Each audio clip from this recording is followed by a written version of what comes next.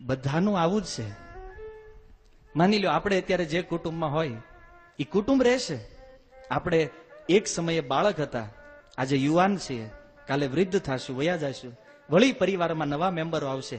કુટુંબ ચાલતું રહેશે, પણ કુટુંબના સભ્ય નથી રહેતા. અનાદિકાળથી આ પરિવારો ચાલ્યા આવ્યા છે, પણ આપણે બસ એ પરિવારના પાલન પોષણમાં એટલા વ્યસ્ત છીએ કે જીવનમાં એકવાર વિચાર કરવાનો સમય નથી કે what is the Krishna consciousness, Krishna ભાવનામૃત શું છે. કોઈ પ્રશ્ન નથી પૂછતો. તમે નીકળો સંસારમાં, આપણે બધા રોજ ફરવી છીએ, ક્યાંક માર્કેટમાં, ક્યાંક બિઝનેસના સ્થળ ઉપર, લોકો દુનિયાની હજાર ચર્ચા કરે છે, પણ કોઈ પૂછતું નથી, ભાઈ આ સંસારમાંથી બહાર નીકળવાનો રસ્તો શું છે. કોઈ નથી પૂછતું, કારણ કે રસ જ નથી જાણવામાં. અને અમુક કે તો એટલા જડ થઈ ગયા છે કે એને તમે કહો કે ભાઈ આ સંસારમાંથી બહાર નીકળવાનો રસ્તો આ છે, હરે કૃષ્ણ મહામંત્ર, તો એ સામે પ્રશ્ન કરે, હું કામ બહાર નીકળવું છે? એને શું કહેવું? અમુક ને કહો તમે મરવાના છો, ખબર ને, તે આખું ગામ મરે છે. આપણે કહીએ અરે તમે પાપ કરશો નરકમાં જવું પડશે, તે બધા જાય છે, અમે જઈ આવશું. જાણે નરક કોઈ બાપાનો બગીચો હોય ફરવાનો. એટલે આ જડ, અને આ લોકો ક્યારેય ભક્ત ન બને, કોઈ દિવસ નહીં બને. કારણ કે બુદ્ધિમાં જડતા, મનમાં જડતા અને હૃદય પથ્થર. પણ ગમે એવું જડ હોય, ગૌરાંગ મહાપ્રભુની આ જે વિધિ છે હરે કૃષ્ણ સંકીર્તન, એ તો મોટા મોટા જડને તે, અરે જડની વાત છોડો, હરે કૃષ્ણ મંત્ર સાંભળી અને પથ્થર જો પીગળી જતા હોય તો પછી મનુષ્યના જડ હૃદય શું ચીજ છે ભક્તો. મહામંત્ર, મહામંત્રમાં એવી શક્તિ છે, તમે વિચાર કરો. અને આ પ્રભુપાદજીએ સાબિત કરીને બતાવ્યું છે. માની લો કોઈ હિન્દુને જઈને કહો હરે કૃષ્ણ જપ કરો, એ કરે કે ન કરે બે નંબરની વાત છે. આજે મુસ્લિમ અને ક્રિશ્ચિયન લોકો વૃંદાવનની અંદર રાત દિવસ હરે કૃષ્ણ મહામંત્રનો જપ કરે છે, અખંડ કીર્તન 24 કલાક. પથ્થર જેવા હૃદય, માંસ ખાવા વાળા, દારૂ પીવા વાળા, જુગાર રમવા વાળા વ્યક્તિઓ આજે ભારતની અંદર આવી અને આર્ય સંસ્કૃતિના લોકોને ઉપદેશ આપે છે, એને ચેન્ટ હરે કૃષ્ણ એન્ડ બી હેપી. આ ભારતના લોકો માટે બહુ મોટી શરમની વાત છે. ભાગવત આપણું, ગીતા આપણી, અને તોય એ લોકો આવીને આપણને ઉપદેશ આપે છે. એક વાત મારા મનમાં ઘણા સમયથી, જ્યારથી હું ઇસ્કોનમાં આવ્યો ત્યારે મને એવું લાગતું કે આ પ્રભુપાદજી વિદેશ ગયા, વિદેશી લોકોને ભક્ત બનાવ્યા, અને પછી એને ભારત શું કામ લાવ્યા છે? આપણને દેખાડવા કે આવડા આય હવે આ કરે છે. હે હવે તમને કદાચ ભાગવત સાંભળીને, ગીતા સાંભળીને ન સમજાય તો આવડાને જોઈને તો સમજો. પણ ઓલે આપણે કાઠિયાવાડીમાં કે ને ડઠ્ઠર, સુધરવું જ નથી, પછી ક્યાં વાત રહી. કથામાં બેઠા હોય 7 દિવસ સુધી અહીં બેઠા છે ને બધા માથું, ભક્તિ કરવી જોઈએ, હા, ભજન કરવું જોઈએ, હા, મહામંત્ર જપવો જોઈએ, હા, અને ઘરે જાય ને એ તો કે લે. અને પ્રીચિંગમાં તો એવા અનુભવ થાય ભક્તો, કોઈને અડધી કલાક સુધી સમજાવી કે આપણે આત્મા છીએ, શરીર નથી, ભજન કરવું જોઈએ, બધામાં હા પાડે. તો કેટલી માળા કરશો? આપણે પૂછવી, ભજન કરશો? તો કે તમે કીધું એ બધું સાચું, આપણીથી ન થાય. હવે આને હું પ્રીચિંગ કરવું? ના તો પાડે જ નહીં કે ના ના તમે આજે કહો છો એમાં મને કઈક પ્રશ્ન છે. તમે ના તો પાડશે જ નહીં. બધું જેટલું કે ભાગવત સાચું, હા, ગીતા ઈ સાચું, કૃષ્ણ ઈ બરાબર છે, બધું રેડી, તો તમે કરશો? ના ના, આપણી જ ન થાય. આને કેમ પ્રીચિંગ કરવું? વાસ્તવમાં મોટું અજ્ઞાન છે ભક્તો. અને જીવ વિચાર નથી કરતો કે આ સંસાર બહુ દુઃખદાયી છે, આ રહેવા જેવું સ્થાન નથી. એટલા માટે હિરણ્યકશિપુ કહે છે કે સમયના પ્રભાવમાં મિલન થાય છે અને એ જ સમયના પ્રભાવમાં વિયોગ થાય છે. એક બહુ સુંદર ઉદાહરણ પ્રભુપાદજી આપતા. માની લો કોઈ વ્યક્તિ ટ્રેનમાં બેઠો હોય, દિલ્હીથી કોઈ વ્યક્તિ ટ્રેનમાં બેસે, આપણે મથુરાથી બેઠા હોય, રસ્તામાં એ વ્યક્તિને રાજસ્થાનમાં કોટા આવે એટલે એને ત્યાં ઉતરવાનું હોય, આપણે સુરત ઉતરવાનું હોય, અને મથુરાથી બેઠા પછી બાજુની સીટમાં હોય, આપણી ચર્ચા થાય, વાતચીત થાય, બહુ સારો સંબંધ બંધાય. અને ઈ ભાઈનું જયારે સ્ટેશન માનો કોટા આવે અને ઈ ઉતરી જાય અને પછી તમે ટ્રેનમાં રોવા બેહો, એને આપણી ભાષામાં કહે ને તો આમ બે આંખમાંથી આહુડાની ધાર કરો અને પછી આજુબાજુની સીટ વાળા પૂછે કે ભાઈ તમે કેમ રોવો છો? નહીં, ઓલો મારી બાજુમાં બેઠો તો નહીં, કોટા ઉતરી ગયો. એ ઉતરી જાય કારણ એનું સ્ટેશન આવી ગયું છે, એની ટિકિટ ત્યાં સુધીની જ છે. એમ આ સંસારમાં પરિવારમાંથી કોઈ વ્યક્તિનું કદાચ મૃત્યુ થઈ જાય, સમજી લેવાનું એનું સ્ટેશન આવી ગયું છે, એનો સમય પૂરો થઈ ગયો છે, એ ઉતરી જાય. અને તમે કદાચ એને ગમે એટલો રોકવાનો પ્રયાસ કરો છતાં એ રોકાવાનો. માની લો ઓલા કોટા વાળો ભાઈ જે ઉતરવાનો, એના પગ પકડી લ્યો કે નહીં તમે બેહો ને સુરત સુધી મારી હારે. તમે કદાચ એને 1000 રૂપિયા આપો કે લે હું તને પૈસા આપું, સુરત સુધી આવીને આવશે? નહીં આવે. એમ સંસારમાં જેનો જેનો સમય થાય, જેની જેની જે સ્ટેશનની ટિકિટ હોય, એ કોઈ બાળપણમાં મરે છે, કોઈ યુવાનીમાં મરે છે અને કોઈ વૃદ્ધાવસ્થામાં મરવાનું છે. આ સનાતન સત્ય છે, જાવું પડશે. એમાં શોક કરવાની જરૂર નથી. ઘણા લોકો એવું કહે છે કે આ જે કથા છે, આ ઉપદેશ, આ તો હિરણ્યકશિપુના મુખેથી છે. એમ આપણે શું કામ સાંભળવું જોઈએ? આપણે તો સુખદેવ ગોસ્વામીનું સાંભળો. આ સુખદેવ ગોસ્વામી જ બોલી રહ્યા છે. જો સંવાદ કથાની લિંક ક્યાં જઈ રહી છે ને એ ખબર હોવી જોઈએ. ગંગાના તટ ઉપર સુખદેવ ગોસ્વામી પરીક્ષિત મહારાજને આ કથા સંભળાવે છે. એ બેયના સંવાદમાં રાજસૂય સભાના વર્ણનમાં નારદ મુનિ યુધિષ્ઠિર મહારાજને આ પ્રસંગ સંભળાવે છે. અને એના પ્રસંગમાં હિરણ્યકશિપુ એના પરિવારને આ ઉપદેશ આપે છે. અને હજી એક વક્તા આવશે, એટલે આ લિંક આપણા મગજમાં હોવી જોઈએ કે કથા ક્યાં જઈ રહી છે. તો હિરણ્યકશિપુ આગળ કહે છે કે તમે જો મરવાનો શોક કરતા હોય તો ઈ શોક રહેવા દો, કારણ કે આત્મા અમર છે, ઈ ક્યારેય મરતો નથી.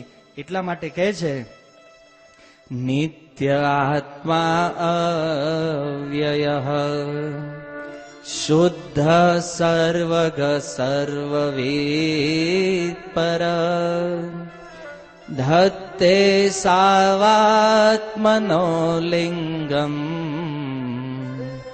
માયયા વિસૃજન ગુણા. તો હવે તમે એ બતાવો કે તમે આત્મા માટે શોક કરો છો કે શરીર માટે? હિરણ્યકશિપુ પૂછે છે. અને જો આ ચર્ચાને બહુ ધૈર્યપૂર્વક સમજવાની જરૂર છે, કારણ કે આપણા બધાના પરિવારમાંથી કોઈને કોઈ જવાનું છે અને કાં આપણે જવાનું છે. આ નિશ્ચિત છે. અને આપણે તે હિરણ્યકશિપુનું પરિવાર જેમ શોક કરી રહ્યું છે એમ આપણું પરિવાર શોક કરશે. અને ત્યારે આ ઉપદેશ યાદ આવવો જોઈએ કે માની લો મૃત વ્યક્તિની પાછળ તમે રડો છો, કોના માટે રડો છો પહેલા એ નક્કી કરો. હિરણ્યકશિપુ કહે છે જો તમે શરીર માટે રડતા હોવ તો તમે બધા ડલ માઇન્ડ છો, મૂર્ખ છો. પોતાના પરિવારને કહે છે કે તમે બધા મૂર્ખ છો જો શરીર માટે રડતા હો તો. કેમ? કારણ કે શરીર તો આપણી સામે છે. તો પરિવાર વાળા કે માની લો નહીં, અમે તો આત્મા માટે શોક કરવી છે. કેમ? આત્મા વયો ગયો એટલે. ત્યારે હિરણ્યકશિપુ કહે છે કે આત્મા કેવો છે એ તમે જાણો છો? તો કે નહીં. તો કે છે નિત્ય. આત્મા જે છે એ મૃત્યુથી શૂન્ય છે. આત્મા ક્યારેય મરતો નથી. ગીતામાં ભગવાન શ્રી કૃષ્ણ કહે છે અજો નિત્ય શાશ્વતોયમ પુરાતનો. આ આત્મા જે છે એ ભગવાન કહે છે જ્યારથી હું છું ત્યારથી આત્મા છે, એ ક્યારેય નથી મરતો. તો એના પરિવાર વાળાએ કીધું કે ભલે આત્મા મરતો નથી, પણ માની લો એ આત્મા ક્યાંક નાનો થઈ ગયો તો, ક્યાંક ક્ષીણ થઈ ગયો તો, અથવા કોઈ કે કાપી નાખ્યો તો. ત્યારે હિરણ્યકશિપુ કહે છે અવ્યયમ. આત્મા જે છે એને કોઈ કાપી શકતું નથી કે એને કોઈ બરફની જેમ ઓગાળી શકતું નથી. ક્ષય થવાનો અર્થ એ છે, માની લો અહીં તમે બરફનો ટુકડો એક મૂકી દો અને આપણે અહીં 2 કલાક કથા સાંભળવી, 2 કલાક પછી અહીં આવો તો એ બરફ હશે નહીં, પાણી. આને કહેવાય ક્ષય થવું. આત્મા ક્યારેય ઓગળતો નથી. આપણી ભાષામાં એને કોઈ કાપી શકતું નથી, આત્મા ક્યારેય ઓગળતો નથી. તો એક પ્રશ્ન થાય કેમ આત્માને કેમ કોઈ કાપી નથી શકતું? ત્યારે ઉપનિષદોમાં આત્માની સાઈઝ બતાવે છે. આત્મા કેવડો છે. તમને કોઈ પૂછે કે આત્મા કેવડો છે, તમે જોયો છે? ઉપનિષદો કહે છે વાળના અગ્રભાગના 10,000મો ભાગ એટલી આત્માની સાઈઝ છે. વાળનો અગ્રભાગ એટલે વાળના 10,000મો ભાગ નથી. વાળનો અગ્રભાગ એટલે વાળનો જે પોઈન્ટ હોય આગળનો, એના 10,000 ભાગ કરો અને એમાંથી એક ભાગ જે હોય એ આત્માની સાઈઝ છે. અને એવો સૂક્ષ્મ આત્મા હૃદય પ્રદેશમાં રહે છે. વિચારો, ઈ આત્મા પકડાતો નથી તો એને કાપવાની ક્યાં વાત રહી? પેલા તો વાળના અગ્રભાગના 2 ભાગ કરવાને એવું કોઈ સાધન વિજ્ઞાન પાસે છે નહીં જે વાળના અગ્રભાગના 2 ભાગ કરી શકે. તો આત્માને પકડવાની તો વાત જ ક્યાં છે ભક્તો? જે પકડાતો નથી એને કાપવો કઈ રીતે, એને ક્ષય કેવી રીતે કરવો? તો એ કહે છે ભલે પકડાય નહીં, કપાય નહીં, પણ માની લો ક્યાંક ફસાઈ ગયો ને ગંદો થઈ ગયો તો હિરણ્યકશિપુ કહે છે શુદ્ધ આત્મા ક્યારેય ગંદો થતો નથી. કારણ ગીતામાં કૃષ્ણ કહે છે મમેવ અંશ જીવ લોકે જીવ ભૂત સનાતન. હે અર્જુન, ઈ અંશ આત્મા જીવ જે છે એ મારો સનાતન અંશ છે. એટલા માટે આ સંસારનો કોઈ પદાર્થ, કોઈ વસ્તુ આત્માને ક્યારેય અશુદ્ધ કરી શકતી નથી. ત્યારે એની માતા દીતી કહે છે કે બેટા તારી વાત બધી સાચી, પણ માની લઈએ ઈ આત્મા જે છે એ આપણીથી તો અલગ થઈ ગયો ને, આપણાથી તો વયો ગયો ને. ત્યારે એ કહે છે સર્વગહ. માતા, આત્મા ક્યાંય નથી ગયો, આત્માની પહોંચ બધી જગ્યાએ છે. આત્માને કદાચ અહીંથી અમેરિકા જવું હોય એને વિઝા પાસપોર્ટની જરૂર ન પડે. આપણું મન જેમ ઘૂસી જાય કે નહીં ગમે ને, હમણાં તેમાં બેઠા બેઠા વિચાર કરો કે પાકિસ્તાન જવું છે તો બોર્ડર ઉપર કઈ જરૂર પડે ખરી મનને જવામાં? તરત સીધું વયું જાય. એમ આત્માને કોઈ જગ્યાએ આવવા જવામાં કાંઈ જરૂર રહેતી નથી. આત્મા આપણી આજુબાજુમાં જ ફરે છે. બધા આ તમારી ને મારી ઉપર જે આ ખાલી જગ્યા છે એ જગ્યામાં કરોડો કરોડો જીવ છે. ઘણા લોકોને એમ હોય કે અહીંયા જે આ 1,000-2,000 લોકો બેઠા છે એ જ કથા સાંભળે છે, તો આ વેમમાં ન રહેતા. અહીંયા અનંત કોટી જીવ છે, દેખાતા નથી. કવિરાજ ગોસ્વામી કહે છે બ્રહ્માંડ ભ્રમિતે કોન ભાગ્યવાન જીવ, ગુરુ કૃષ્ણ પ્રસાદ પાય ભક્તિ લતા બીજ. કથા આપણે એકલા નથી સાંભળતા. આ જેટલા શરીરધારીઓ બેઠા છે એટલા નથી ભક્તો, શરીર વગરના અનંત જીવ અહીંયા ફરી રહ્યા છે અને બધા કથાનું આસ્વાદન કરે છે. એટલા માટે આત્મા સર્વવિદ છે. છેલ્લો ગુણધર્મ આત્માનો બતાવે છે સર્વવિદ. એ આત્મા બધું જાણે છે. કોણ મારો પરિવાર છે, મારા કેટલા જન્મ થયા છે અને આગળ હું કેટલા જન્મ લેવાનો છું, આત્મા બધું જાણે છે. એક પ્રશ્ન થાય કે આત્માને આ બધી કેમ ખબર છે? આત્માને એટલે ખબર છે કારણ કે આત્મા એ શરીરથી ભિન્ન વસ્તુ છે. ભિન્ન અર્થાત શરીરથી અલગ છે આત્મા. અને પ્રોબ્લેમ એ છે કે આપણે માનવી છીએ કે હું આ શરીર છું, હે ને, આ શરીર એ જ મારો આત્મા છે. આ માની લીધું છે એટલા માટે આપણા જીવનમાં દુઃખ જ દુઃખ ઊભું છે. તો એના પરિવાર વાળાએ પ્રશ્ન પૂછ્યો કે તો એ બતાવ્યું કે આત્મા જો આટલો બધો શુદ્ધ છે, બધું જાણે છે, સવર્ગ છે, સર્વવિદ છે, તો પછી શરીર શા માટે ધારણ કરે છે? આ શરીરમાં શા માટે આવે છે? તો કહે છે કે અવિદ્યાના કારણે. જીવમાં અવિદ્યા છે એટલા માટે એ આત્મા શરીરમાં પ્રવેશ કરે છે, આ શરીર ધારણ કરે છે. કે છે યથા અંભસા પ્રચલતા તરવો પિચલાઈવ ચક્ષુષા ભ્રામ્યમાણેન દ્રશ્યતે ચલતી વભૂ. જેવી રીતે કે છે નદી કિનારે એક વૃક્ષ ઊભું હોય, એક ઝાડ ઊભું હોય અને એ વૃક્ષનું પ્રતિબિંબ પાણીમાં પડતું હોય. નદીનું પાણી જેમ હલતું જાય એમ એ નદીનું પ્રતિબિંબ હલતું હોય. તો હવે તમે વિચાર કરો કે શું એ નદીનું જે પ્રતિબિંબ હલે છે એને કિનારે ઉભેલા ઝાડ સાથે કોઈ સંબંધ છે?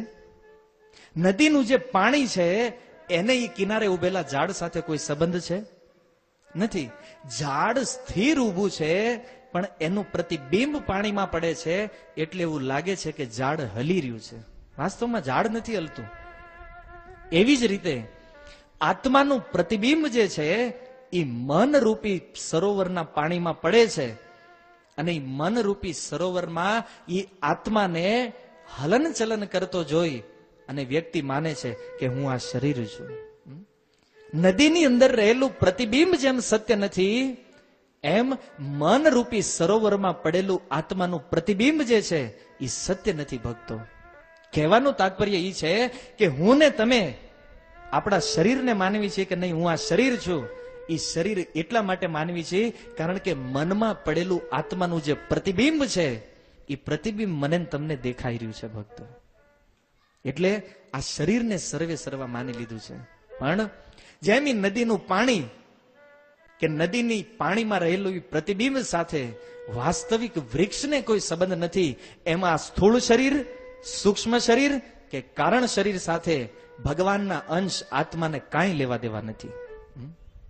પણ એ શરીરમાં આવે છે કેવલ અવિદ્યાના કારણે, પોતાના અજ્ઞાનના કારણે આવે છે અને માને છે કે હું આ શરીર છું. આત્મા કે છે એવમ ગુણેર ભ્રામ્યમાણે મનસ્ય વિકલહ પુમાન. આત્મા વાસ્તવમાં નિર્વિકાર છે, આત્મામાં કોઈ વિકાર નથી, એનામાં કોઈ ત્રુટી નથી, પણ છતાં એ પ્રતિબિંબના કારણે એ આત્મા ભટકતો હોય એવું લાગે છે. વાસ્તવમાં આત્મા ભટકતો નથી. એ ઓલા ભટકવાની વાત નથી હો. મરી ગયા પછી બીજું શરીર ન મળે ને ભૂત થઈને ફરતા હોય એ વાત, એ આત્મા ભટકવાની વાત.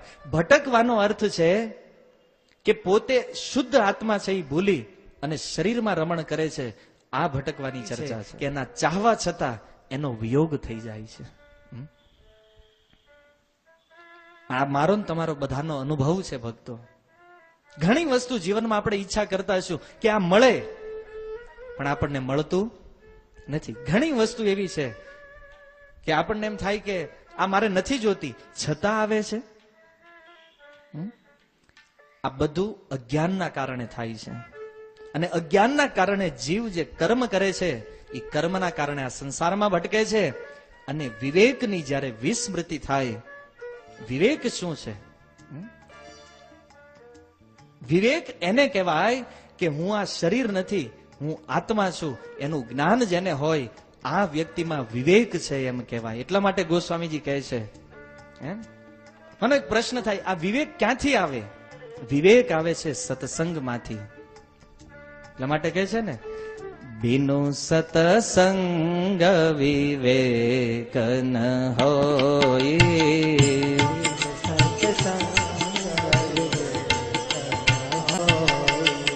બિનુ સતસંગ વિવેક ન હોય.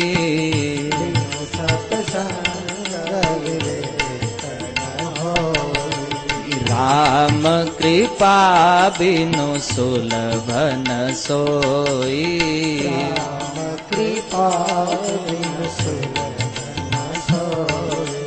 રામ કૃપા બિનુ સુલભ ન સોઈ.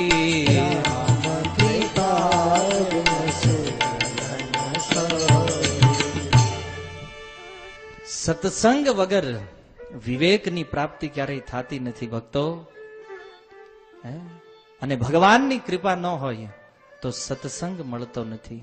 કારણ બહુ ઈચ્છા હોય હૃદયમાં સત્સંગ કરવો છે, કથામાં જવું છે, પણ ત્યાં મોબાઈલ આવે, ઘરનું કામ આવે અને એ વ્યવહારિક કામમાં લોકો એટલા વ્યસ્ત થઈ ગયા છે કે આત્માના કલ્યાણ કરવા વાળી કથાને છોડે છે પણ પોતાનું કામ નથી છોડતા. જે કામ આ સંસારમાં ફસાવવા વાળું છે. તમે કોઈને પૂછો કે તમે કેમ કાલ કથામાં નહોતા? અમારે વેવાય આવ્યા હતા ને. તે મૃત્યુમાંથી વેવાય બચાવશે? પૂછો તો વેવાયને કે અમારું મૃત્યુ આવે જરાક ધ્યાન રાખજો, કારણ કે વેવાય તો જોઈને ગોત્યા હોય ને. સંસારના સંબંધીઓ માટે વ્યક્તિ આત્માને છોડે છે. હે, આનાથી મોટું દુર્ભાગ્ય બીજું શું હોય? ખેર, હિરણ્યકશિપુ પરિવારને સમજાવે છે કે આ બધું અજ્ઞાન છે. હિરણ્યકશિપુને લાગ્યું કે આટલી બધી ફિલોસોફી આપી છતાં આવડા સમજે એમ નથી. ત્યારે એને એક કથા પ્રારંભ કરી. સાંભળો, એક બહુ સુંદર ઇતિહાસ પોતાના પરિવારને સંભળાવી રહ્યો છે હિરણ્યકશિપુ. જુઓ, સુખદેવ ગોસ્વામીના પ્રવચનમાં નારદજીનું પ્રવચન, એની અંદર નારદજીથી આગળ હિરણ્યકશિપુનું પ્રવચન, અને એ પ્રવચનમાં ઓર એક કથા આવી રહી છે. ઉષ્ણીર નામના રાજ્યમાં સુયજ્ઞ નામનો એક રાજા હતો, અને એવો વિખ્યાત રાજા હતો કે સંસારના લગભગ રાજાઓને એને હરાવી દીધા હતા. એક વખત બન્યું એવું, બહુ મોટું ભયંકર યુદ્ધ થયું, અને યુદ્ધમાં આ ઉષ્ણીર દેશનો રાજા જે સુયજ્ઞ હતો, એ સુયજ્ઞનું મૃત્યુ થઈ ગયું. સુયજ્ઞ મરી ગયો. અને જ્યારે સુયજ્ઞના મૃત્યુના સમાચાર સાંભળ્યા, એની પત્નીઓ, એના મિત્રો, એનું પરિવાર, બધા લોકો એ રણભૂમિમાં સુયજ્ઞના શવની ફરતા ફરતા બેસી ગયા અને બેસીને શોક કરવા માંડ્યા. સુયજ્ઞના સ્વરૂપનું વર્ણન કરતા હિરણ્યકશિપુ કહે છે, વાળ વિખાઈ ગયેલા, હાથ એક કપાઈને આમ પડ્યો તો, એક હાથ કપાઈને ઓલી બાજુ પડ્યો તો, શરીરનું જે બખ્તર હતું એ તૂટી ગયું હતું, વાળ વિખરાયેલા, અને હોઠ જે હતો એ દાંતથી દબાવેલો હતો. કારણ કે ક્ષત્રિય તો લડતા હોય એટલે સ્વાભાવિક ક્રોધ હોય, અને આપણને ક્રોધ આવે તો દાંત ભીડી જ આવી છે કે નહીં? તો એ જ સ્થિતિમાં એ સુયજ્ઞનું શરીર યુદ્ધ ભૂમિમાં પડ્યું હતું, અને એની જે રાણીઓ હતી એ એટલું રડતી હતી ભક્તો. સુખદેવ ગોસ્વામી કહે છે કે એના રડવાથી એના આંસુઓ એના ગાલ ઉપર થઈ, એના વક્ષસ્થળ ઉપર થઈ, અને એ સુયજ્ઞના ચરણ સુધી પહોંચતા હતા. અને આવી રીતે વિયોગમાં એની હાલત એટલી બદતર થઈ ગઈ, અને વિલાપ કરતા કરતા એ રાણીઓ ભગવાનને કંઈક કહી રહી છે. સુખદેવ ગોસ્વામી કહે છે કે એ રાણીઓનો વિલાપ કેવો હતો? તો કહે છે, અહો વિધાત્રા કરુણે નઃ પ્રભો ભવાન પ્રણીતો દ્રગગોચરામ દશા ઉષી નરાણામ વસિવૃત્તિ દહપુરા કૃતો ધુનાયે ન શુચામ વિવર્ધન. કે છે, હે નાથ,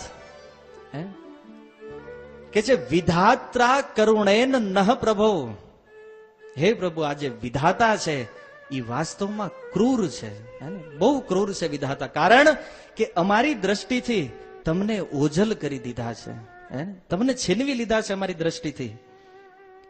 આની પહેલા તમે ઉષ્ણીરના લોકોને જીવન પ્રદાન કરતા હતા, અમને આનંદ આપતા હતા, બધા લોકો સુખી હતા, પણ આજ તમે નથી, એટલે આખું રાજ્ય દુખી થઈ ગયું છે.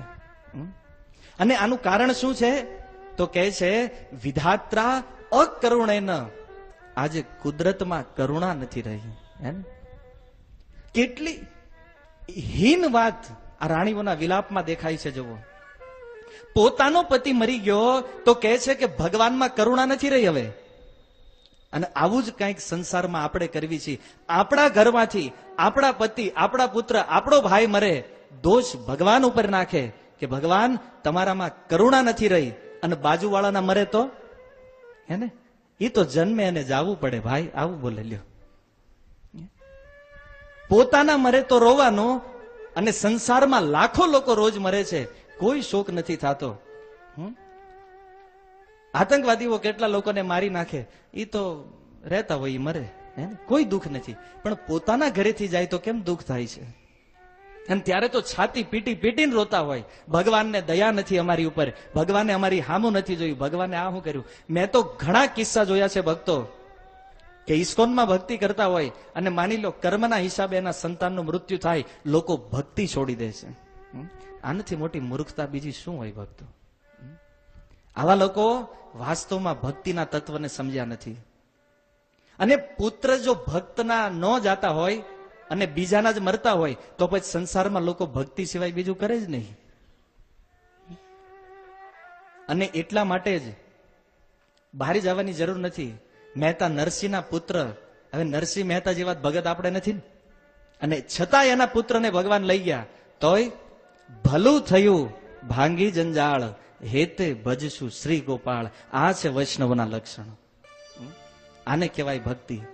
થોડું એવું નુકસાન જાય ધંધામાં, થોડું એવું ઘરમાં કઈક તકલીફ આવે, અરે અમે તો હજી હમણાં ભક્તિ ચાલુ કરી અને અમારે કેમ આટલા પ્રોબ્લેમ આવે છે? એ પ્રોબ્લેમ તમારા કર્મના કારણે છે, આમાં ભગવાનનો કોઈ દોષ નથી. એટલે એવા વ્યક્તિઓને સાવધાન કરવા માંગુ છું, જે લોકો આંતરરાષ્ટ્રીય કૃષ્ણ ભાવનામૃત સંઘમાં રહીને ભજન કરે છે, જીવનમાં કદાચ નાની મોટી તકલીફ આવે, ભક્તિ છોડવાની જરૂર નથી. અને જો ભક્તિ છોડશો તો કરોડો જન્મો સુધી તમારું શું થશે આનું કઈ નિશ્ચિત નથી. માની લો પુત્ર આજ વયો ગયો તો એ આજ નહીં તો કાલ જવાનો જ હતો. એ કઈ અમર તો હતો નહીં, આઈનંદ તો રહેવાનો નહોતો, જવાનો નિશ્ચિત હતો. દુઃખી થવાની જરૂર નથી. એટલા માટે આપણા આચાર્યોએ તે એક બહુ સુંદર વાત એમના ભજનોમાં લખે છે કે આ કાયાના અર્થ આપણે કાલે જોયા. શરીરમાં જે પ્રાણ છે એને લોકો હંસની સાથે ઉપમા આપે છે. ઘણા એવા ભજનો છે જેમાં આત્માની ઉપમા હંસ સાથે કરવામાં આવી છે.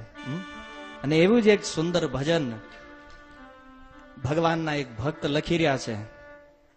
આ કાયામાંથી હંસ લો રે, ઓ ચિંતાનો ઉડી જાશે. આ કાયામાંથી હંસ લો રે, ઓ ચિંતાનો ઉડી જાશે. એ કોણ જાણી શકે કાળને રે, કાલે વાણું કેવું વાશે. કોણ જાણી શકે કાળને રે, કાલે વાણું કેવું વાશે. આ કાયામાંથી હંસ લો રે, ઓ ચિંતાનો ઉડી જાશે. આ કાયામાંથી હંસ લો રે, ઓ ચિંતાનો ઉડી જાશે.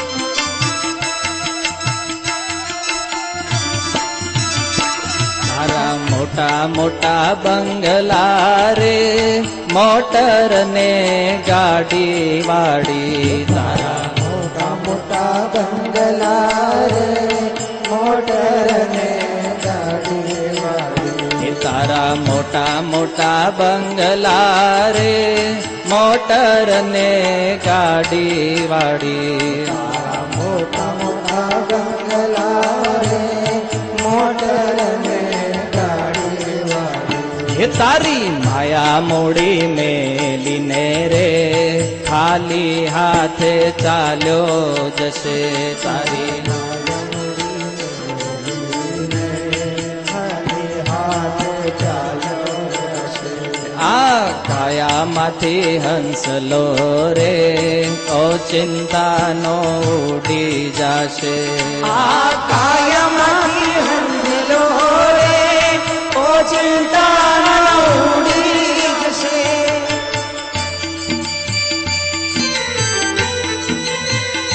સમજાય એવા શબ્દ છે, એટલે આની વિશેષ વ્યાખ્યા કરવાની જરૂર નથી, કારણ કે તમે લોકો જાણો છો ભજન ગુજરાતી છે, શબ્દ ગુજરાતી છે, એટલા માટે. અને સમય આપણી પાસે ઓછો છે, એટલે કેવળ ગીત આસ્વાદન કરી અને આગળ વધશું.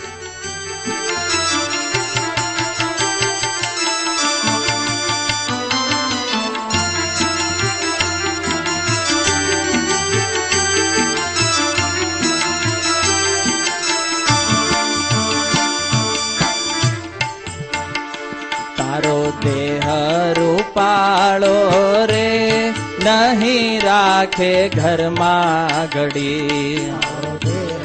રૂપાળો રે નહીં રાખે ઘરમાં. એવી સુંદર વાત કવિ લખે છે.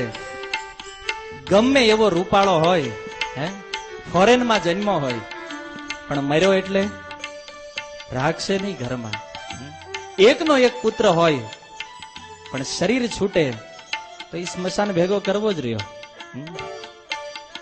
તારો દેહ રૂપાળો રે નહીં રાખે ઘરમાં ઘડી. રૂપાળો રે નહીં રાખે ઘરમાં. એ તારા સગાવાલા જોજે રે થોડા દીમાં ભૂલી જાશે. તારા સગાવાલા જોજે રે થોડા દીમાં ભૂલી જશે. આ કાયામાંથી હંસલો રે ઓ ચિંતાનો ઉડી જાશે. આ કાયામાંથી હંસલો રે ઓ ચિંતા ઉડી જશે.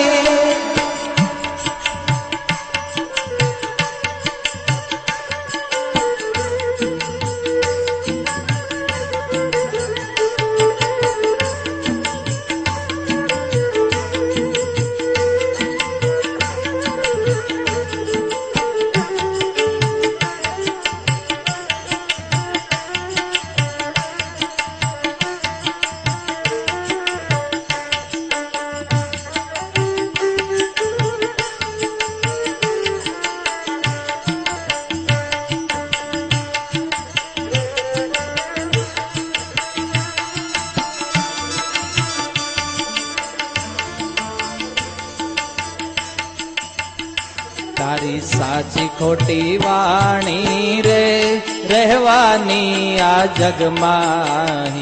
તારી સાચી ખોટી વાણી રે રહેવાની આ જગમાં. તારી સાચી ખોટી વાણી રે રહેવાની આ જગમાં. તારી સાચી ખોટી વાણી રે રહેવાની આ જગમાં. એ તારો પંખીડાનો માળો રે પલકારામાં વિખરાઈ જાશે. તારો પંખીડાનો માળો રે પલકારામાં વિખરાઈ જશે. આ કાયામાંથી હંસલો રે ઓ ચિંતાનો ઉડી જાશે. આ કાયામાંથી હંસલો રે ઓ ચિંતા ઉડી જશે.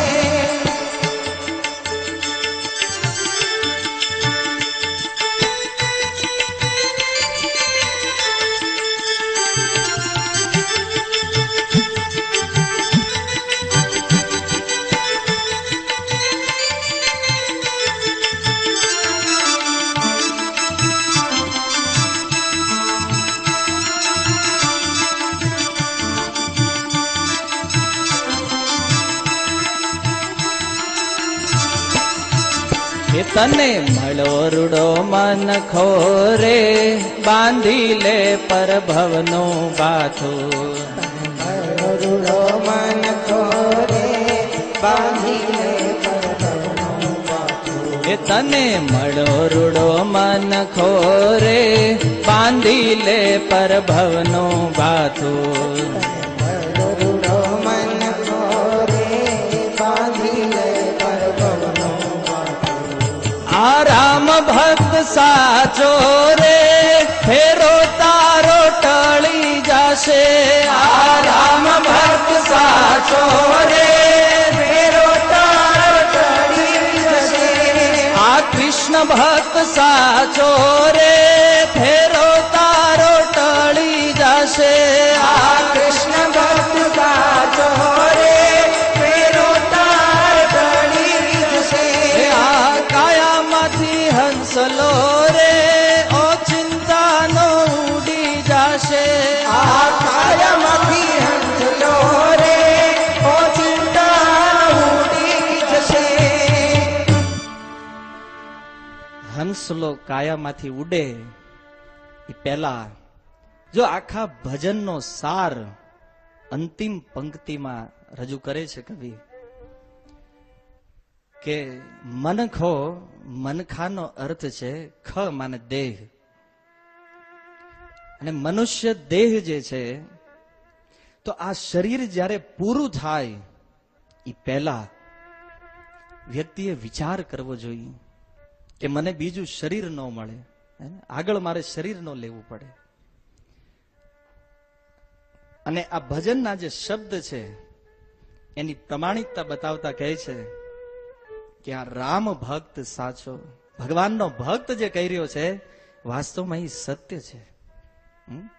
ફેરો તમારો ફેલ નહીં જવા દે જો ભક્તોની સંગતિ કરશો ને તો. કારણ કે સંસારના દુઃખમાંથી નીકળવાના રસ્તા આ ભૌતિક જગતના લોકો પાસે હોય હેને, પણ આ ભૌતિક જગતમાંથી નીકળી અને ભગવાનના ધામમાં પ્રવેશ કરવાનો રસ્તો માત્ર ભગવાનના ભક્તો પાસે હોય છે. એટલે સંગતિ કરો. ખાલી પાનભાઈ એને કીધા હતા ને ગંગા સતી, સંગતિ રે કરજો તો એવાની કરજો ભવ પાર ઉતારી દે. પ્રભુપાદજીની કૃપાથી ચાન્સ મળ્યો છે આ સંસારથી પાર ઉતરવાનો, હેને, અને જો રહી ગયા તો પછી ફેરે ફેરે આવે બહુ ફેર રે. વાટ નહીં જોઈ કે આવવા વાળા જન્મ મળશે ને એમાં કરી લેશું, વાટે રહેવાની જરૂર નથી. ખેર એ ઉશ્નીરના રાજાની પત્નીઓ જે વિલાપ કરી રહી છે, ભક્તો એના વિલાપનું શું વર્ણન કરવું સમજવાનો આ એક જ પોઈન્ટ છે. હવે હું કથાને ડીપમાં નથી જાતો, પણ એટલું સમજો કે એને એવું લાગ્યું કે આ બધું ભગવાન કરે છે, મારા પતિને મારી નાખ્યો છે એટલા માટે ભગવાન ક્રૂર છે. અને એટલો ભયંકર વિલાપ કે આવો વિલાપ આ પૃથ્વી ઉપર આજ સુધી નથી થયો ક્યારેય. તમે નહીં માનો ભક્તો, આ વાત સુખદેવ ગોસ્વામી નારદજી અને હિરણ્યકશિપુ બોલી રહ્યો છે કે એ સ્ત્રીઓનો વિલાપ થઈ રહ્યો તો પૃથ્વી ઉપર, અને એનો અવાજ છે કે યમલોક સુધી જતો હતો.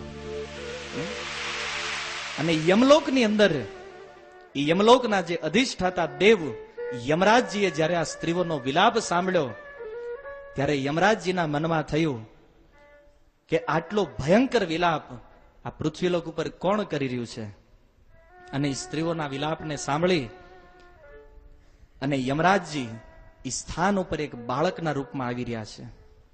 અને આ બાજુ એ ઉશ્નીરની જે રાણીઓ હતી અને વિલાપ કરતા કરતા એટલો સમય વયો ગયો કે સૂર્યાસ્ત થઈ ગયો. શબ એમના રણભૂમિમાં પડ્યું છે, દાહ સંસ્કાર કરવા જવા નથી દેતા.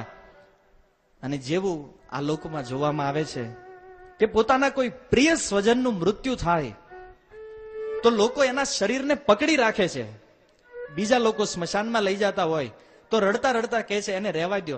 અરે ગમે એટલા દિવસ કદાચ શબને ઘરે રાખો, શું ફાયદો છે એનો? માની લો તમે આપણા એ સ્વજન જેનું મૃત્યુ થયું છે એને રાખીને કદાચ 100 વર્ષ સુધી રોવો એની સામે, તમારા રડવાથી શું જીવતા થશે પાછા? જો તમારા રડવાથી જીવિત થતા હોય તો રડો તમ તારે, જીવનભર રોવો એની સામે. પણ સત્ય ઘટના એ છે કે એક વખત શરીરમાંથી આત્મા નીકળી ગયો, એ આત્મા ફરી પાછો એ શરીરમાં ક્યારેય જાતો નથી. તમે કદાચ 100 જણા મળીને રડો, 200 જણા મળીને રડો કે 1000 લોકો રડો, એક વખત જેનું મૃત્યુ થઈ ગયું એ ફરીને પાછો એ શરીરમાં નહીં આવે. કારણ કે જાતસ્ય હિ ધ્રુવ મૃત્યુ ધ્રુવમ જન્મ મૃતસ્ય ચ તસ્માદ અપરિહાર્યર્થે નત્વમ શોચિતો અરસી. હે અર્જુન, જે વ્યક્તિ જન્મ લે છે મૃત્યુ એનું નિશ્ચિત છે, અને જે મરવાનો છે એનો પુનર્જન્મ પાછો નિશ્ચિત છે. એટલા માટે બુદ્ધિમાન વ્યક્તિ જે હોય ને એને શોક નો, શરીરમાંથી આત્મા નીકળી ગયો છે એ પછી શરીરની કોઈ વેલ્યુ નથી. એકવાર બન્યું એવું, દિલ્હીમાં એક સત્ય ઘટના, બહુ મોટા ગુરુ હતા અને ગુરુનું મૃત્યુ થઈ ગયું તો ચેલા એટલા બધા ભાવુક, જેટલા આવે ને કે અમારા ગુરુ સમાધિમાં છે. ગુરુ વયા ગયા હતા, ગુરુને કે સમાધિમાં છે ને ગુરુ નામ બેહાર અમારે જેમ વ્યાસપીઠ ઉપર આવ્યા.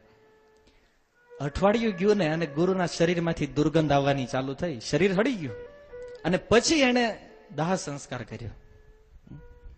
એ શરીરને કદાચ સાચવી રાખો તો એ શરીરની 3 જ ગતિ થાય. ભાગવત મહાત્મ્યમાં ગૌકર્ણજી કહે છે, યા તો એ શરીર પશુઓનું મળ બને છે, પશુઓ ખાઈ જાય છે, અગ્નિ સંસ્કાર કરો તો એની રાખ થઈ જાય, અને જમીનમાં જો એને દાટી દો તો એ કોઈ પણ રીતે પંચભૂતમાં વિલીન થઈ જાય છે. એટલા માટે હિન્દુ સંસ્કૃતિની અંદર શરીરને દાહ સંસ્કારની વિધિ છે. આમ તો પ્રત્યેક વ્યક્તિના 16 સંસ્કાર હોય છે, એમાં 16મો સંસ્કાર છે દાહ સંસ્કાર. એટલે જ એનું નામ તે અંતિમ સંસ્કાર છે. અને ભક્તો, એક બહુ મોટા રહસ્યની વાત તમને બતાવું. શીલ પ્રભુપાદજી લખે છે આ શ્લોકના તાત્પર્યમાં કે જે વ્યક્તિ દિવસના મરે, જેનું મૃત્યુ દિવસે થઈ ગયું હોય, એને સૂર્ય આથમે એ પહેલા એને અગ્નિ સંસ્કાર આપી દેવો જોઈએ. અને જેનું મૃત્યુ રાતે થયું હોય એને બીજા દિવસનો સૂર્ય ઉગે એ પહેલા એનો અગ્નિ સંસ્કાર કરી નાખવો જોઈએ. આ વિધિ છે. પણ મૂર્ખ વ્યક્તિઓમાં મોહ, આસક્તિ એટલી પ્રબળ હોય છે કે એ મરી ગયેલા ખોખાને તે સ્મશાનમાં જવા નથી દેતા. માની લો તમે ટીવી ઘરે નવું લાવો, પછી ખોખામાંથી ટીવીને કાઢીને ટીવીને શોકેસમાં મૂકી દો જ્યાં લગાડવાનું હોય ત્યાં, અને પછી ઓલા ખોખાને કચરામાં ન નાખો તો બાજુવાળા આવીને પૂછે ને, એટલે તમે ટીવી નવું લાવ્યા, ટીવી તો જ્યાં લગાડવાનું ત્યાં લગાડી દીધું, પણ આ ખોખું કેમ હાજવી રાખ્યું છે? જેમ આપણે કેવી ને આને બુદ્ધિ નથી, ખોખું હાજવી ન કરવાનું, એમ આત્મા નીકળી ગયા પછી તે જે ખોખા માટે રોવે છે અહીંયા, એ વાસ્તવમાં મૂર્ખ્યાઓ છે. એ ઝાઝા બુદ્ધિમાન નથી. કારણ કે રડવાનું તો ત્યાં સુધી હતું જ્યારે આત્મા હતો અંદર, વયો ગયો પછી શું રડવાનું? અને ઇન શોર્ટમાં તમે ગમે એટલું રડો, એ નીકળી ગયો, એ પાછો આવવાનો નથી. પણ આપણે ધ્યાન રાખવું જોઈએ કે આપણામાંથી ન નીકળી જાય. આ હિરણ્યકશિપુ કહે છે એના પરિવાર વાળાને કહે છે કે જો તમે બધા લોકો આનો શોક કરી રહ્યા છો, પણ ઈ મારો ભાઈ જે ગયો છે એ પાછો આવવાનો નથી. અને આત્મા અમર છે. આ ઘણા લોકોને એમ થાય એટલે આપણી વચ્ચેથી વૈયા ગયા, રોવું ન આવે? તમે રોવો, મને કાંઈ વાંધો નથી, પણ ગરુડ પુરાણ અનુસાર મૃત વ્યક્તિની પાછળ જો કોઈ રડે છે તો એના આંખમાંથી જે પાણી નીકળે, નાકમાંથી જે નીકળે, ગળામાંથી જે નીકળે, એ બધી વસ્તુ એ જે મરનાર વ્યક્તિ છે એને પીવું પડે છે. આ તમારા મનમાં ન બેસે તો ઠીક છે, આ ગરુડ પુરાણ કહે છે. એટલા માટે મરનાર વ્યક્તિ જે છે એના શરીરને જલ્દીથી જલ્દી દાહ સંસ્કાર કરી દેવો જોઈએ, ત્યારે એનો 16મો સંસ્કાર પૂરો થાય. એક પ્રશ્ન તમારા મનમાં હશે કે કેમ આ શરીરને શા માટે બાળવામાં આવે છે? આ વિધિ શા માટે દાખલ કરવામાં આવી છે કે શરીરને બાળવું જોઈએ? શરીરને એટલા માટે બાળવામાં આવે છે કારણ કે જ્યાં સુધી શરીરને દાહ સંસ્કાર ન મળે ત્યાં સુધી જીવ બીજું શરીર પ્રાપ્ત કરતો નથી. કારણ કે એ આત્માની શરીરમાં એટલી આસક્તિ હોય છે ભક્તો કે જ્યાં સુધી શરીરને નાશ કરવામાં ન આવે ત્યાં સુધી જીવને બીજું શરીર પ્રકૃતિ આપતી નથી. કારણ કે એટલું પ્રબળ આકર્ષણ પોતાના શરીર પ્રતિ હોય છે જ્યાં સંસારના લોકો છે એનું. એટલા માટે આ 16મો સંસ્કાર છે કે જેવું વ્યક્તિનું મૃત્યુ થાય એના શરીરને નષ્ટ કરી દો, એના શરીરનો નાશ કરી દો, એટલે એને જલ્દીથી બીજું શરીર પ્રાપ્ત થાય. એની જે ગતિવિધિ આગળ છે પ્રકૃતિના નિયમો દ્વારા એ ચાલુ થઈ જાય. પણ આ તત્વ એ સુયજ્ઞની પત્નીઓ સમજતી નહોતી. વિલાપ કરતા કરતા સૂર્યાસ્ત થઈ ગયો અને એ સમયે સાક્ષાત યમરાજજી એક બાળકના સ્વરૂપમાં ત્યાં ઉપસ્થિત થયા. હજી એક પ્રશ્ન મનમાં કદાચ સંશય હોય, કેમ યમરાજજી ડાયરેક્ટ નહોતા આવી શકતા? બાળકના સ્વરૂપમાં કેમ આવ્યા? સમજો, એક 5 વર્ષનો બાળક કદાચ આ સ્ટેજ ઉપર આવે અને મારી બદલે એ કથા કરવા માંડે તો આશ્ચર્ય લાગે કે નહીં? કે 5 વર્ષનો બાળક છે છતાં ફિલોસોફી બોલે છે. એમ યમરાજજીએ બાળકનું સ્વરૂપ એટલે લીધું કે જો મોટા વ્યક્તિ બનીને જાઓ તો મોટાનું દાવડામ થાય, સાંભળવાના જ ન હોય. અને એ મૃત્યુ હોય ત્યારે હો હા કરતા હોય બધા મળીને. અને કોઈ બુદ્ધિમાન નહીં કે ભાઈ આ કરવાની જરૂર નથી, ભગવાનનું નામ લેવું જોઈએ. વ્યક્તિ મરે ને ત્યારે બોલે રામ નામ સત્ય. ઈ ખોખાને કઈ ફાયદો થાય છે રામ નામ સત્ય બોલવાથી? રામ નામ સત્ય એટલે કે જે ઉપાડીને જાય છે એને સંભળાવવાનું છે, કે રામનું નામ લ્યો નકર તમારું તે સ્વાહા થવાનું છે. મરી ગયા પછી અમુક લોકો ઘરે ગરુડ પુરાણ બેસાડે. શું કામ? ઈ બેહીને સાંભળે. હવે ઓલો વયો ગયો એની હાટું ગરુડ પુરાણ નથી, આજે વાહે વધ્યા છે એની હાટું છે કે તમે હવે ભજનમાં લાગો, નહીતર તમારી આ ગતિ થવાની છે. ત્યાં તો ગરુડ પુરાણ વાંચીને ઈ ભાઈ વાહે ગરુડ પુરાણ કર્યું ને એની ઈ ગરુડ પુરાણ મોક્ષ માટે નથી, ઈ ગયા પછી આપણને સમજાવવા માટે. કારણ કે જયારે કોઈનું મૃત્યુ થયું હોય ને ત્યારે બધા ગંભીર હોય એકદમ. લગ્નમાં ગરુડ પુરાણ બેહારો લ્યો, કેટલા સાંભળે છે? હે, કોઈના મેરેજ હોય અને એમ કહો હાલો આપણે 3 દી ગરુડ પુરાણ રાખવાનું, માંડવાના દિવસે, પછી 1 દી વચ્ચે કઈક આવે ને ખાલી દિવસ એમાં, અને 1 દી જાનના દિવસે. કોઈ નહીં સાંભળે, કારણ કે ત્યારે રજોગુણના પ્રભાવમાં. અને જયારે કોઈનું મૃત્યુ થયું હોય તો ત્યાં પ્રભાવ એવો હોય કે આમ કોઈ વાત કરે ને તો હૃદયમાં વૈરાગ્ય પ્રગટ મંડે થવા. આપણને એમ થાય કે આ લાલ નો પહેરી લે ધારું, હે, એવો વૈરાગ્ય. અને જયારે 12મું પૂરું થાય એટલે આનું વૈરાગ્યનું 12મું થઈ જાય. હારો સ્મશાનમાં કોઈને બાળવા જાય તો વિચાર તો પાછા 2 જણા વાતું કરતા હોય કે ના ના બિચારો આ વયો ગયો, આપણે જવાનું છે એક દી. અને ત્યાં માર્કેટમાંથી ફોન આવે, તમારો ધંધો થાય એમ છે, આવો. નાવાય ઘરે નો રે, સીધો ઓફિસે જાય. બોલો, હે. અને એ બોલું ગોદડું જે હલવાણું હોય એનો વહીવટ કરે અને પછી ઘરે આવીને કે હવે મારે નાવું પડશે. કેમ? તો આજે સ્મશાન યાત્રામાં ગયો હતો. આને શીલ પ્રભુપાદજી સ્મશાન વૈરાગ્ય કહે છે. થોડી વાર માટે આવે, વળી પાછો નીકળી જાય, હે, વળી પાછા હતા એના ઈ. ત્યાગ ટકે નહીં વૈરાગ્ય વિના, એક કવિ લખે છે. ગમે એટલો ત્યાગ કરો સંસારમાં, પણ જો વૈરાગ્ય નહીં હોય હૃદયમાં તો એ નહીં ટકે. ઘણી વાર અમુક લોકો કે પ્રભુજી અમે છે ને વ્યસન છોડી દીધું, 2 વર્ષ મેં માવા નહોતા ખાધા, પણ તો હવે હું કામ ચાલુ કર્યા? હે, ત્યાગ કરે છે વ્યક્તિ પણ વૈરાગ્ય નથી હૃદયમાં, એટલા માટે ત્યાગ ટકતો નથી. અને આની શિક્ષા તે બહુ લોકો આપતા નથી. એટલે વ્યક્તિ બહુ ત્યાગ કરે છે જીવનમાં. તમે જુઓ દાન કેટલું થઈ રહ્યું છે કળિયુગમાં. લોકો નથી ત્યાગ કરતા એવું નથી, પણ એ ત્યાગ રહેતો નથી. એનું કારણ છે વૈરાગ્ય નથી, ભૂલી જવાય છે, દ્રઢતા નથી રહેતી. એટલા માટે યમરાજજી બાળકનું સ્વરૂપ લઈને આવ્યા કે એક બાળક જો બોલે તો બધા લોકો ધ્યાનથી સાંભળે. પ્રભુપાદજી આ કારણ આપે છે. અને યમરાજજી આવી અને હવે શ્રી યમ ઉવાચ, યમરાજજી પોતાનું પ્રવચન ચાલુ કરે છે. આ 4થો સંવાદ સમજાણો. સુખદેવ પરીક્ષિત, યુધિષ્ઠિર નારદ, હિરણ્યકશિપુ એનું પરિવાર, અને હવે યમ અને સુયજ્ઞની પત્નીઓ વચ્ચે આ પ્રવચન ચાલી રહ્યું છે. શ્રી યમ ઉવાચ, અહો અમીશાં વયસાધિકાનાં વિપશ્યતાં લોકવિધિં વિમોહ યત્રાગતસ્તત્ર ગતં મનુષ્યં સ્વયં સધર્મા અપિ શોચન્ત્ય પાર્થમ. યમરાજજી કહે છે કે અહો અમીશામ વયસાધિકાનામ. અરે આશ્ચર્યની વાત છે, માની લો 10-12 જણા બેઠા હોય અને અચાનક કોઈ જઈને બોલવા માંડે તો સ્વાભાવિક છે બધાનું ધ્યાન એ બાજુ જાય. તો આવીને સીધી વાત કરી, અહો અમીશામ વયસાધિકાનામ. અરે કેટલું મોટું આશ્ચર્ય છે કે વયમાં મારાથી અહીંયા બેઠેલા બધા મોટા છે, છતાં આ લોકોને કહે છે વિપશ્યતામ લોક વિધિમ વિમોહ, છતાં એ લોક વિધિ પ્રતિ કેટલો ભ્રમ છે.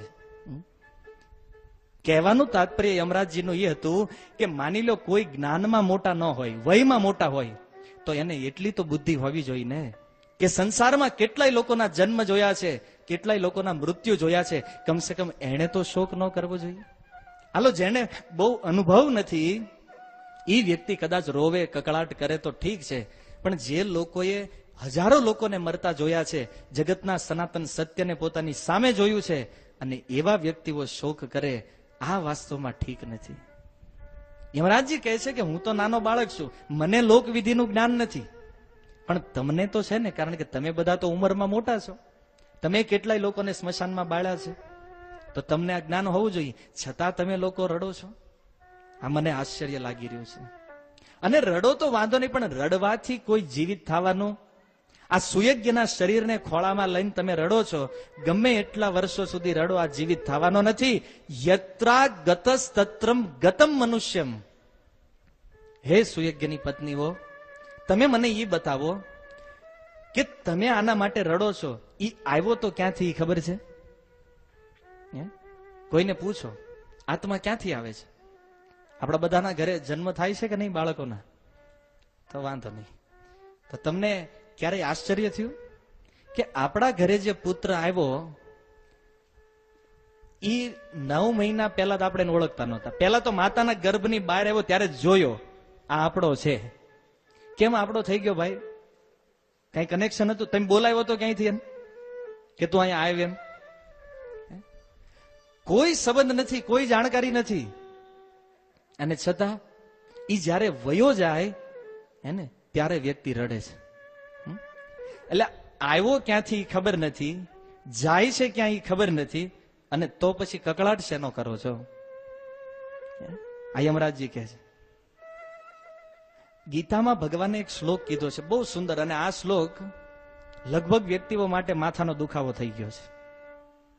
ભગવાન શ્રી કૃષ્ણ કહે છે કે જીવ અવ્યક્તમાંથી આવે છે, મધ્યમાં વ્યક્ત થાય છે, મધ્ય તિષ્ઠંતી ભારત, અને વળી પાછો અવ્યક્તમાં વયો જાય છે. તો એક પ્રશ્ન થાય, આ અવ્યક્ત છે શું? અવ્યક્તનો અર્થ છે ખબર નથી. અવ્યક્ત એટલે ખબર નથી. જીવ ક્યાંથી આવે છે કોઈ જાણતું નથી, અને જીવ ક્યાં જાય છે એ કોઈ જાણતું નથી. માતાના ગર્ભમાંથી આવે, એ શરીરમાં જેટલો સમય રહે એટલો સમય દેખાય કે આ ભાઈ આ ઘરમાં છે. પછીની જાણકારી કોઈની પાસે હોતી નથી. એટલા માટે શોક બંધ કરો, કારણ કે ઈ જેમ અવ્યક્તમાંથી આવ્યો એમ આપણે અવ્યક્તમાંથી જ આવ્યા છીએ. અને આપણે અત્યારે આપણો મધ્ય સમય ચાલી રહ્યો છે. આપણે બધા અત્યારે મધ્યમાં છીએ, એટલે આ દુનિયામાં દેખાવી છીએ. લાંબા, ટૂંકા, મારી જેવા, હે ને, જાડા પતલા, એમ. એટલે હે ને, ભાત ભાતના ચહેરા દેખાય છે, કારણ કે જીવ શરીર ધારણ કરી અને મધ્યની સ્થિતિમાં વ્યક્ત છે. અને વળી પાછો જ્યારે આ શરીરમાંથી નીકળશે એ અવ્યક્તમાં પાછો જવાનો છે. એટલે કે છે સ્વયં સધર્મા અપી શોચંત પાર્થમ. આપણે જવાનું છે. એટલા માટે આ ખોટો શોક રહેવા દો. અને આપણે એવી ચિંતા કરતા હોય કે મારી વગર મારું ફેમિલી નહીં હાલે. આ દુનિયાનો બધાનો આ જ પ્રશ્ન છે કે જો હું નહીં હોઉં તો મારા પરિવારનું શું થશે? ઘણા લોકોને કહેવી તમે ભક્તિ કરો, માળા કરો, તો કહે છે પણ અલ્યા અમે ભક્તિ કરશું, અમે માળા કરશું, તમારા પરિવારનું થશે શું? થોડીક બુદ્ધિને આગળ વધારીને વિચાર કરો કે કથામાંથી ગયા પછી આજ રાતે જ તે તમારું હરે કૃષ્ણ હરે રામ થઈ જાય, અને હવારમાં કાલે મને ખબર મળે કે ભાઈ કથામાં એક ભાઈ આવતા હતા ને એ વયા ગયા છે. શું એનું પરિવાર નહીં જીવે પાછળ? વિચારણીય મુદ્દો છે ભક્તો, બહુ ગંભીર વાત છે. આપણે એમ માનતા હોય કે મારા લીધે જ ચાલે છે, એવા કેટલાય પરિવાર છે જેમાંથી મુખ્ય વ્યક્તિ જેમ માનતો હતો કે મારા લીધે ચાલે છે, એ લોકો નીકળી ગયા છે, અને છતાં એનું પરિવાર પાછળ જીવે છે. જો ભજન કરવા માટે, હરિનામ લેવા માટે કોઈ વ્યક્તિ બાનું બતાવતો હોય કે જો હું ભગવાનની ભક્તિ કરીશ, ભગવાનનું નામ લઈશ, તો મારા પરિવાર, તમારા પરિવારનું કાંઈ નહીં થાય. મહેતા નરસિંહ કહે છે જો ભજન કરશો 71 પેઢી તરી જાય, અને ભજન નહીં કરો તો ઓલા જે ઉપર ગયા છે ને એને પકડી નાખશો નરકમાં. આ સ્થિતિ છે. અને આપણે ભક્તિ નહીં કરવાના બાના ગોતવી છે. શીલ પ્રભુપાદજીની બુક્સ માંથી વાંચેલું એક ઉદાહરણ તમને કહું કે એક બહુ મોટા પાત્રમાં પાણી ભરો અને એ પાત્રની અંદર હાથ નાખો. જેમ હાથ નાખો એટલે પાણીમાં જગ્યા થઈ જાય, અને એ હાથને જેમ બહાર કાઢો તરત એ જગ્યા પુરાઈ જાય. એમ હું, તમે કે આ સંસારનો કોઈ પણ જીવ જ્યાં સુધી શરીર લઈને એક પરિવારમાં છીએ ત્યાં સુધી જ આપણું સ્થાન છે ભક્તો. જ્યારે અહીંથી નીકળ્યા 1 વર્ષ માટે દિવાલમાં ફોટાના રૂપમાં, અને વર્ષ પછી સ્ટોર રૂમમાં, અને 2 વર્ષ પછી પસ્તીવાળાની લારીમાં આપણો ફોટો પડ્યો છે. આ સનાતન સત્ય છે ભક્તો.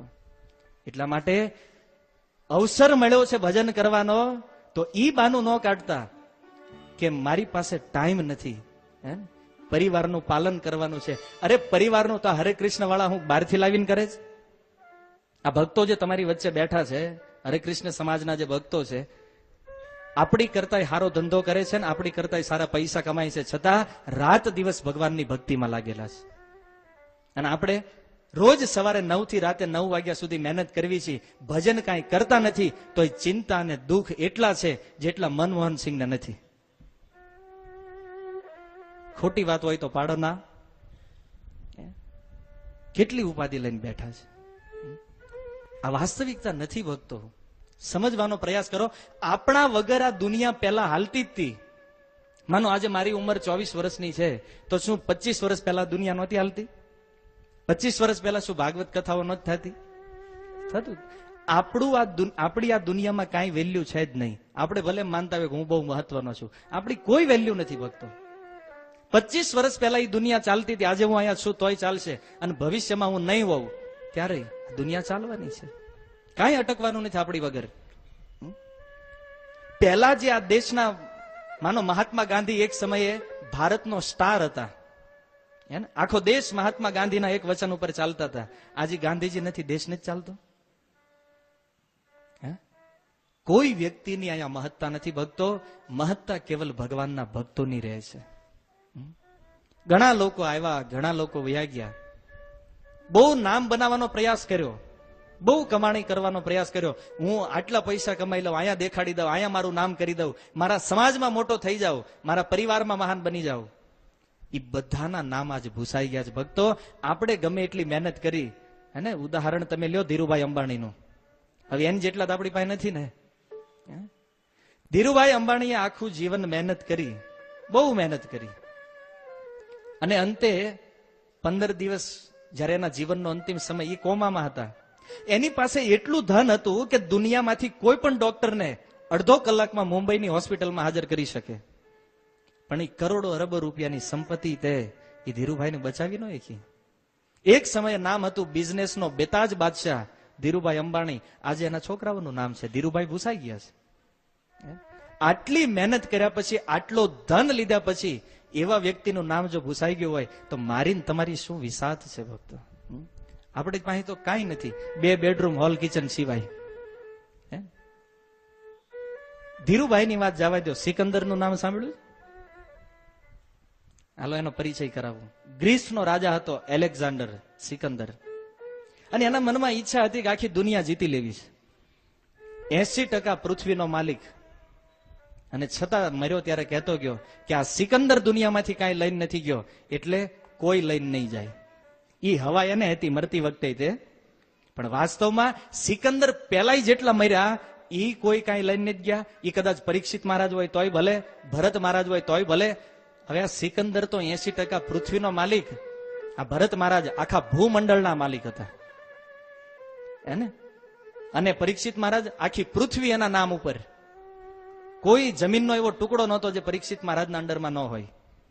એવા પૃથ્વીના ચક્રવર્તી સમ્રાટ, એવા લોકો સંસારમાંથી નીકળી ગયા, પોતાના શરીરો છોડીને કાળાના પ્રભાવમાં ખોવાઈ ચુક્યા છે. હાલાકી આ પરીક્ષિત મહારાજ, ભરત મહારાજ, આ લોકોએ તો ભજન કરી પોતાના જન્મને સાર્થક કરી લીધો. પણ એમના પછી જે રાજાઓ આવ્યા, મુસલમાન શાસન આવ્યું, બ્રિટિશ શાસન આવ્યું, એકથી એક વ્યક્તિ કાળના પ્રભાવમાં આજે કોઈનું અસ્તિત્વ નથી, અને ભવિષ્યમાં નથી રહેવાનું. તો પછી થોડી એવી સંપત્તિ લઈ અને આટલો બધો અહંકાર શા માટે કરો છો ભક્તો? જીવનના સત્યને સમજવાનો પ્રયાસ કરો. ભગવાનનું નામ જપશો, ભગવાનની કથા સાંભળશો, લાભ તમારા જીવનમાં છે.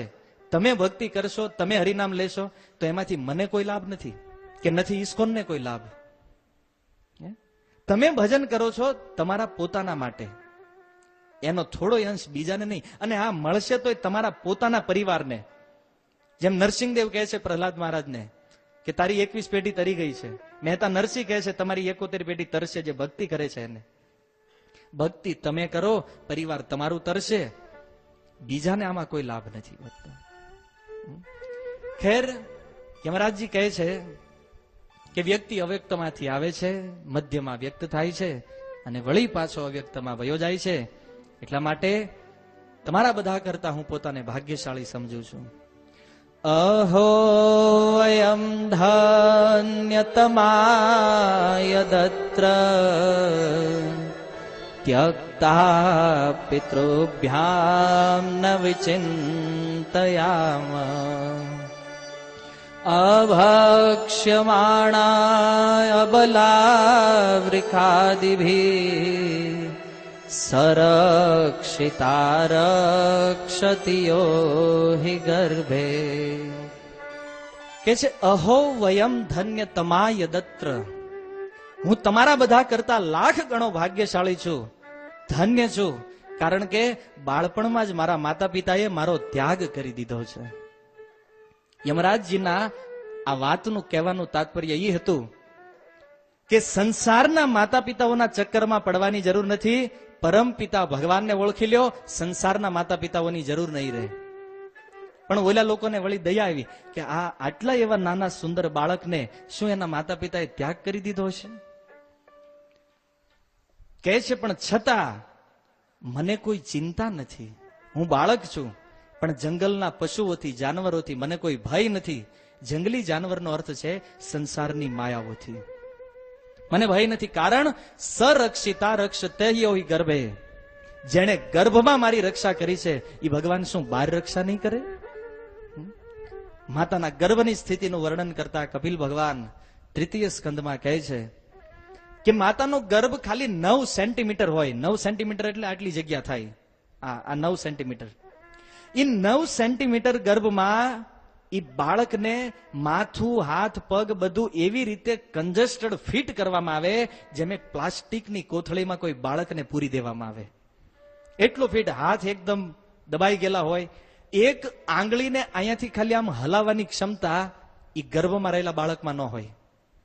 અને આજુબાજુમાં મળ, મૂત્ર, પરુ, લોહી, માંસ, એમાં બધા જંતુઓ. આ ગર્ભમાં હું તમે બધા રહીને આવ્યા છીએ ભક્તો. એવી કન્જસ્ટેડ અવસ્થાની અંદર તે એ બાળક મરતો નથી. અને આ જ પ્રેક્ટિકલ કરવાનો જો ખાલી મનથી કલ્પના કરો કે કદાચ નવું જન્મેલું બાળક હોય અને એને એવી રીતે પ્લાસ્ટિકમાં બંધ કરી આજુબાજુમાં લોહી, મળ, મૂત્ર બધું નાખી દો, એ બાળક કેટલો સમય જીવશે? તરત મરી જાય છે. છતાં 9 મહિના સુધી ભગવાન બાળકની ગર્ભમાં રક્ષા કરે છે.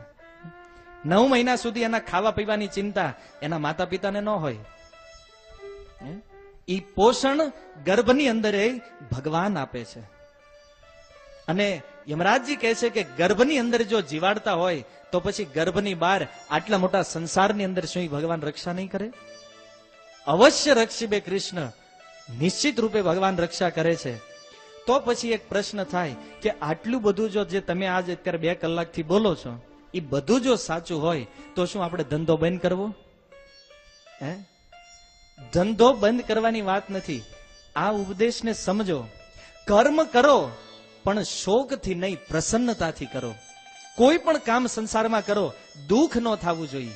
એ કામ કર્યા પછી હૃદયમાં આનંદ હોવો જોઈએ, પ્રસન્નતા હોવી જોઈએ. આ કર્મ સાચું છે. અત્યારે માનો જે લોકો મહેનત કરે છે અને પૂછો તો એ કહે છે શેઠ તોડવી નાખે છો. અને ઘરે આવે ને સાંજે 8 વાગે ત્યાં તો લંઘાઈ ગયેલા મૂળા જેવા થઈ ગયા હોય. તો શું કરે બિચારા? દુખી છે. પણ જોવો તમે, આ હરે કૃષ્ણ સમાજના ભક્તો તમારી જેમ જ ઓફિસમાં જાય છે, 12 કલાક કામ કરે છે, પણ સાંજે આવે ને મુખ કમળની જેમ પ્રસન્નતાથી ખીલેલું હોય. કેમ? કારણ કે પ્રવચન, સત્સંગ, કૃષ્ણ કથા, કૃષ્ણ કીર્તન સાંભળવા માટે જવાનું છે. ઉત્સાહ હોય. એક જ કર્મ છે પણ કેવી રીતે કરવું એની આવડત જુદી છે. આનું જ નામ છે કૃષ્ણ કોન્શિયસનેસ, કૃષ્ણ ભાવના. એક કવિ બહુ સુંદર કહે છે કે જો કામ કરવું હોય તો મન ક્યાં ના પાડે છે? કામ જો કરવું જ હોય તો મન ક્યાં ના પાડે છે? અને બુદ્ધિને કાંઈ વાંધો નથી. બુદ્ધિને કાંઈ વાંધો નથી જો તમારે અનુસરવું હોય તો. આ સાંભળ્યું છે, પણ આને જો ફોલો કરવું હોય તો આપણે કહેતા હોય કે મારી બુદ્ધિ માનતી નથી, એવું નથી. કરવું છે કામ તો મનને ક્યાં વાંધો છે, અનુસરવું છે તો બુદ્ધિને ક્યાં વાંધો છે. સામાપુરમાં હાથી ડૂબે માછલી તરે, તરવું હોય તણખલું બનો જો સંસારને તરવો હોય તો. બહુ સુંદર વાત છે કે નદીનું પૂર જ્યારે આવે, મોટા મોટા વજનવાળા હાથી જે હોય એ પૂરમાં ડૂબી જાય અને માછલીઓ એ પૂરના સામાપુરમાં તરે. હે ને? સંસારમાં ઈ જ લોકો ડૂબે જેના મનમાં, જેની બુદ્ધિમાં ભાર પડ્યો હોય, વજન હોય, જેના શરીરમાં પાપનો વજન હોય, એ જ લોકો આ સંસારમાં ડૂબે છે. અને જે લોકોએ પોતાની જાતને તણખલું બનાવી લીધું છે, એ લોકો તો ગમે એવા દરિયાના મોજા આવે એ તણખલું બને છે, ક્યારેય ડૂબતા નથી. અને એટલા માટે ચૈતન્ય મહાપ્રભુએ કીધું છે, તૃણાદપી સુની ચેન તરોરીવ સહિષ્ણુના અમાનીન માન દેન કીર્તનીય સદા હરી. આ સંસારને પાર કરવાનો રસ્તો મહાપ્રભુએ એક શ્લોકમાં બતાવી દીધો. પોતાની જાતને, પોતાના મનને, પોતાના આત્માને તૃણની સમાન, એક ઘાસની સમાન હલકા બનાવી લ્યો. દુનિયામાં કોઈ માન આપે, કોઈ અપમાન આપે, કોઈ ફરક નહીં, દ્વંદ્વથી મુક્ત બનો. અને તણખલું તમે જોજો ક્યારેય ડૂબતું નથી. કદાચ સુનામી આવે તો એ તણખલું મોજાની સાથે ઉપર જાય, વળી મોજું નીચે બેસે, એ પાણીની ઉપર તરવા લાગે. એમ જે વ્યક્તિ પોતાના જીવનમાં કૃષ્ણ ભાવનાને અપનાવી લે, ભગવાન શ્રી કૃષ્ણને પોતાના હૃદયમાં બેસાડી દે, એ તણખલાની જેમ આ ભવસાગરમાં પડ્યો હોવા છતાં તરતો રહે છે. અને જે વ્યક્તિ ભજન નથી કરતો એ રાત દિવસ માયામાં ડૂબતો રહે છે. હવે તરવું કે ડૂબવું એ આપણા હાથની વાત છે. અને હવે આપણે તો તરવું જ પડશે, કારણ કે સમય થઈ ગયો છે, નકર આવડા ડૂબાડશે આપણને. જો દુર્ભાગ્ય કેટલું છે. એક અંતિમ વાત કરી અને આજના સત્રને હું વિરામ કરીશ. કેટલું મોટું દુર્ભાગ્ય છે ભક્તો. આજે તમારે ફિલ્મ જોવા જવું હોય, 1 વાગ્યા સુધી બેસવાની વ્યવસ્થા આ સુરત શહેરમાં છે. તમે રાતે 1 વાગ્યા સુધી થિયેટરમાં બેસી શકો. તમારે વ્યસન કરવું હોય, દારૂ પીવું હોય, એની વ્યવસ્થા તમે કોઈના પણ ફાર્મ હાઉસમાં જઈને કલાકો સુધી બેસી શકો છો. પણ સૌથી મોટું દુર્ભાગ્ય છે કે ભગવાનની કથા જ્યાં ચાલતી હોય ત્યાં જ ટાઈમની લિમિટ નડે છે ભક્તો. કથા ચાલે છે તો કમ્પ્લેન આવશે, અવાજ ઓછો કરો, અમને ડિસ્ટર્બ થાય છે. પણ લોકો જ્યારે મેરેજમાં નાચે છે, ગાય છે, ગમે એટલું સાઉન્ડ વગાડે, લોકોને કોઈ ડિસ્ટર્બ નથી. આ જ કળયુગની નિશાની છે ભક્તો, કે સત કાર્ય માટે સમય નથી અને પાપ કરવા કોઈને પૂછવું નથી પડતું. ગમે ત્યાં વ્યક્તિઓ પાપ કરે. ખેર, કળયુગનો નિયમ આ છે, ચાલશે. અને આપણે કળયુગના નિયમમાં રહેવું જ રહ્યું. એટલા માટે બાકીની જે કથા છે એનો પ્રારંભ આવતીકાલથી કરીશું. હરે કૃષ્ણ. શીલ પ્રભુપાદ કી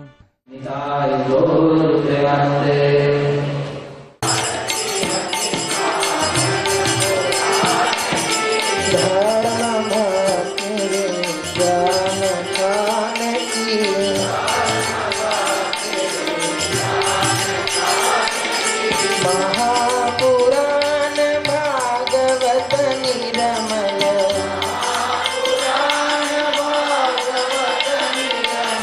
श्रुत मुख विगलित निगम कल्प फल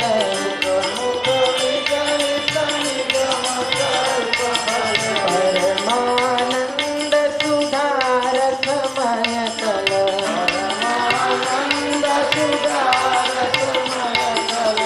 लीलारति रस रस निधान की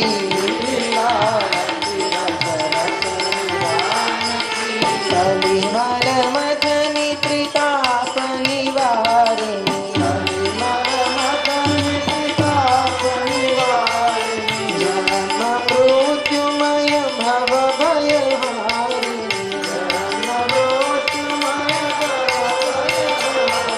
सेवक सतत सकल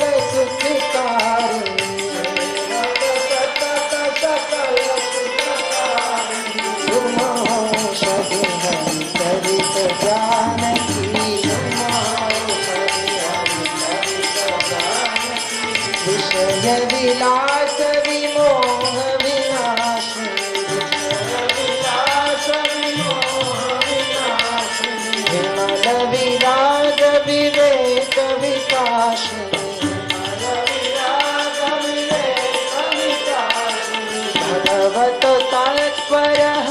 हास्य प्रकाशिनी परम ज्योत परमात्म ज्ञान की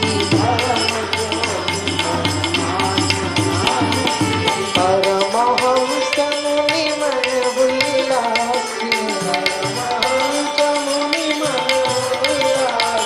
रसिकर दय रस रास विलासी भूति मोपि रति प्रेम सुदासी तथा प्रिय सुधान की भारती अति पावन पुराण की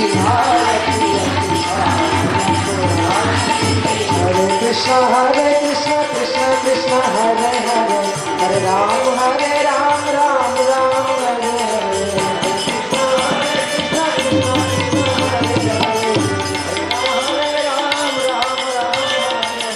हरे कृष्ण कृष्ण कृष्ण हरे हरे हरे राम राम राम हरे हरे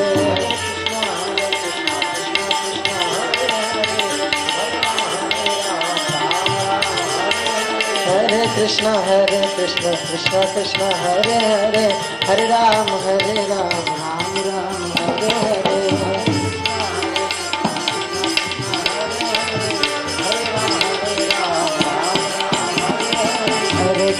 हरे कृष्ण कृष्ण कृष्ण हरे हरे हरे राम राम राम हरे हरे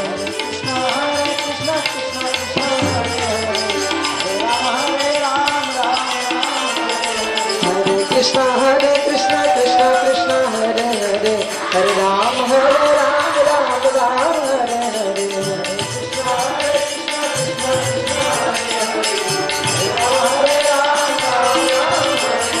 हरे कृष्ण कृष्ण कृष्ण हरे हरे हरे राम राम राम हरे हरे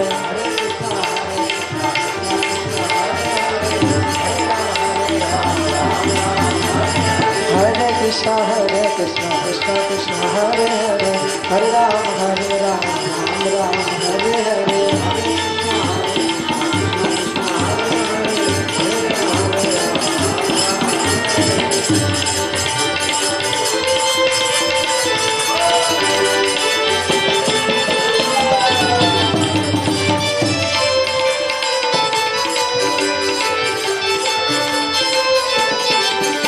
हर कीर्तन में हर कीर्तन में कीर्तन में हर कीर्तन में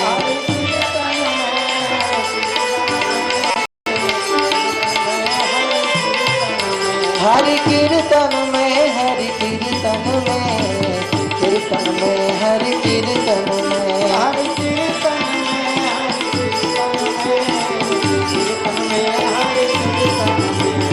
सुंदर लाला सचिर दुलाला नाचत श्री हरि कीर्तन में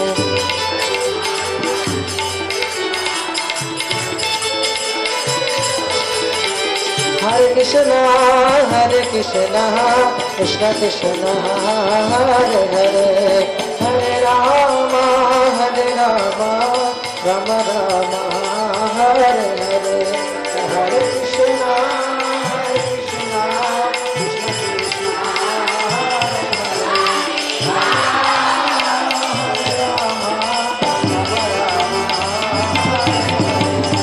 हरे कृष्ण हरे कृष्ण कृष्ण कृष्ण हरे हरे हरे राम राम राम हरे हरे हरे कृष्ण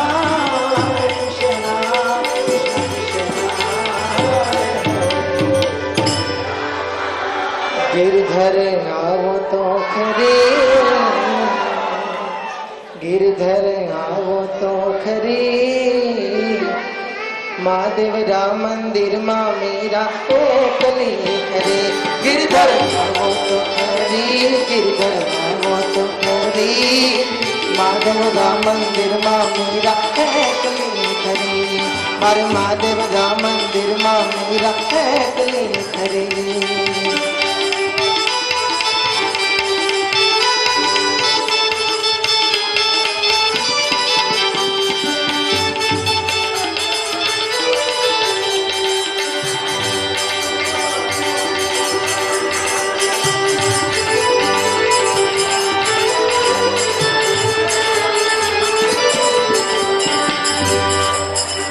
के वो तो सावरा अरे थे के वो तो सावरा मैं मयूर पंख बन जावा थे के वो तो सावरा मैं मयूर पंख बन जावा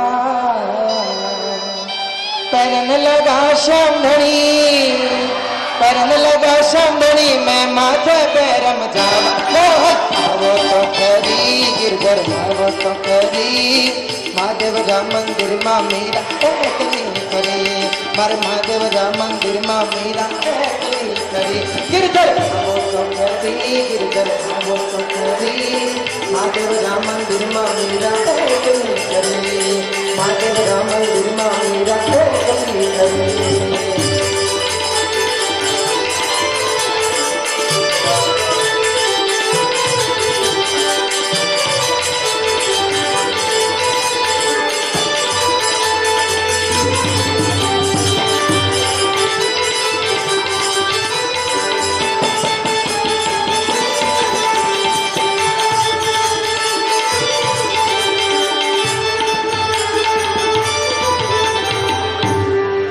के वो तो सावरा मैं करथनी बन जावा के वो तो सावरा मैं करथनी बन जावा करन लगा शामणी अरे करन लगा शामणी मैं कमर में रम जावा मोहन वो तो करी गिरधर वो तो करी महादेव रा मंदिर मां मीरा एकली खरी महादेव रा मंदिर मां मीरा एकली खरी गिरधर वो तो करी गिरधर वो तो करी महादेव रा मंदिर मां मीरा एकली खरी महादेव रा मंदिर मां मीरा एकली खरी थे वो तो सावरा मैं ओढ़निया बन जावा